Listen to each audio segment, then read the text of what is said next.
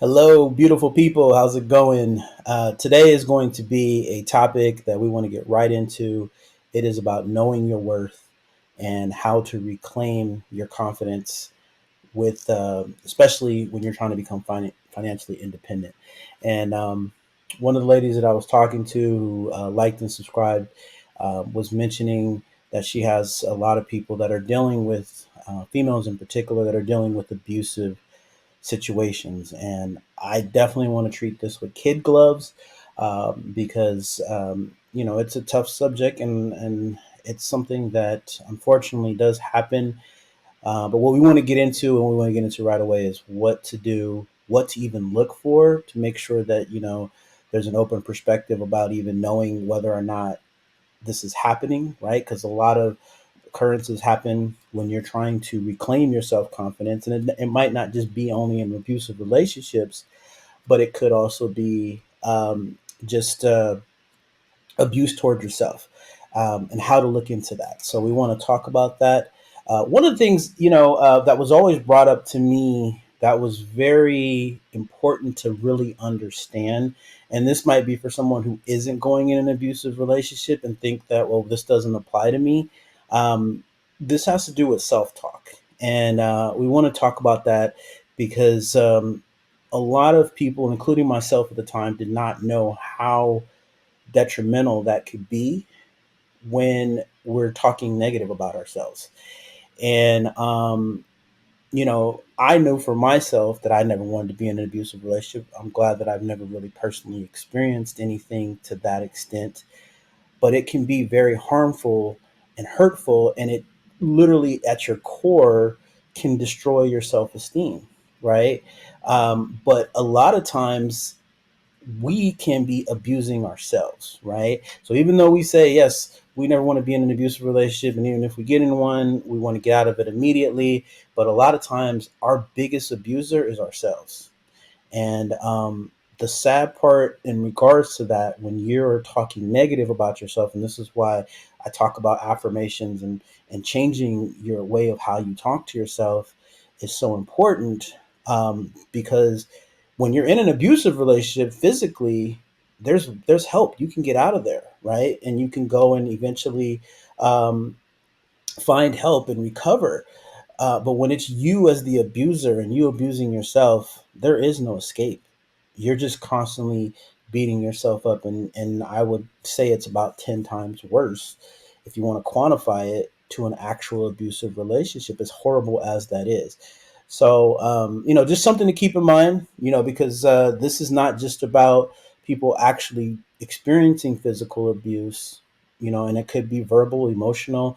It doesn't even have to be physical, but also keeping in mind what verbal conversation we're having with ourselves and how to make sure that we change that and have a positive outlook on life, because there's just so many things to be thankful for. So just wanted to put that out there really quick. So let's just talk about defining our worth, right? And I talk about this, in previous videos and things like that. But once you understand you matter, right?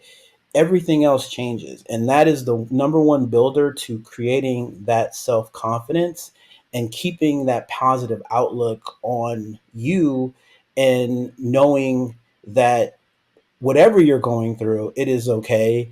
And also knowing that even if it feels like there's nobody on your side, there's always somebody there, but you have to first believe it in yourself, right? So that idea of just reinforcing being kind to yourself, no matter what it is, right?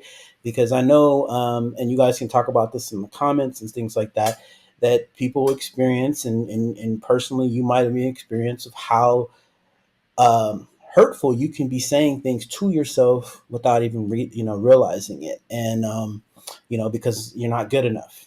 And this is what keeps people in physical abusive relationships, because they don't see their own worth, and so now, and they're saying it to themselves, and they start believing it, that they can never leave that relationship, and that abuser is now fulfilling them feeling like they have some type of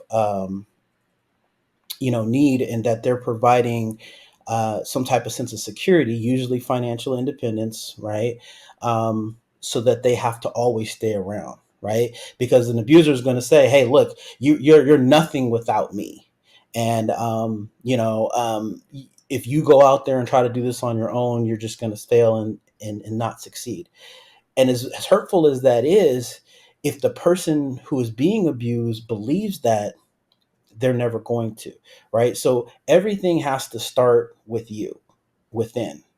I don't care if you are going through an abusive situation, or if it's just something of like you're trying to make changes to yourself, drastic changes.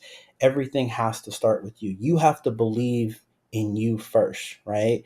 And if you're somebody who's just out there single, and you can't find somebody, it's not the other people's problem. It's not the people that you're attracting. It's first is with you. One of the questions that I've always had to ask myself, and I continue to ask myself, is would I want to date me? If the roles were reversed and what I'm bringing to the table and how I am as an individual, would someone want to even be with me? And if those answers, as hard as they might be no, that means that there's still stuff that I need to work on. And I definitely don't need to be in a relationship knowing that that is occurring, right? Because we want to create balance, we want to create peace, and everything that you're putting out there is like a mirror. So whatever you're trying to avoid and escape from, it's just going to be glaring to you in your face from that mirror, because of the fact that whatever you bring reflects back out to you, and it comes through in the people that you see. And you guys can notice this and pay attention, right? When you're meeting somebody for a first time, or if you're seeing certain things, you'll quickly notice how there's these patterns that are occurring. And if you don't like those patterns, that's just the sign of like, hey, I got to keep working on myself. And it's important. This is also very important, right? Because what we resist persists. Is that when we see there's things that we really don't want, and again, like if we're talking about being in an abusive, or if we see someone starting to be verbal abusive, that we have to push away from that immediately, and not try to justify it and say, oh, it's okay, I can fix it, the situation's going to get better, because it never does, right? And then we start getting into this whole like, oh, but I feel so sorry for this person, but yet they're putting you in a win-lose situation. And that's the thing that you want to just avoid. Always put yourself first. Be selfish when it comes to that, because at the end of the day, there is nobody else who's going to hold you accountable but yourself, right? And these people who act like they're going to be around, and they're you're your only, either your savior, they're your hope. It's not true, right? And you are the only person that matters, and you're the only person that needs to be able to tell that to yourself. And then once you understand that, and you can establish healthy boundaries, you can create healthy working relationships, and not have to feel like you're in a situation that you can't get out of. So hopefully that kind of helps a little bit. I know, I think it was Kathy Burns. um, she was really kind to give me that suggestion to talk about. And I wanted to kind of tie it into, if you are experiencing something like that when it comes to physical abuse, just know that it's okay, and that you can get out of these situations. And you just have to want to, and I suggest working on yourself and looking at things from a different perspective. Don't try to change the person that you're with, change you.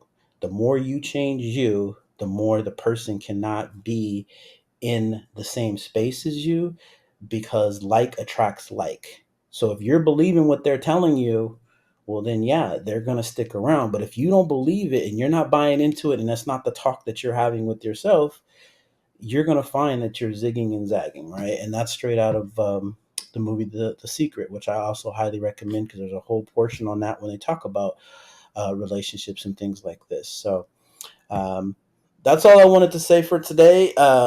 These things will lead to financial independence for you, because now you're taking back your worth, you're taking back your value. And then same thing applies if you're trying to go out there and create and be that boss lady or boss man, to go out there and start really making money and becoming financially independent.